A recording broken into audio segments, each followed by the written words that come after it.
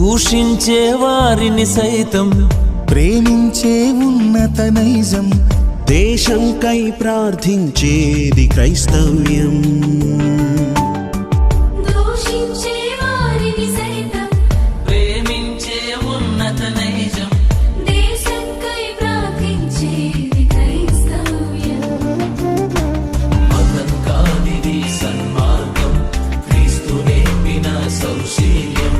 మతం కాదిది సన్మార్గం, క్రీస్తు నేర్పిన సౌశీల్యం. ఇది ప్రాచీనం కాదు పాశ్చాత్యం, ఇది ప్రాచీనం కాదు పాశ్చాత్యం.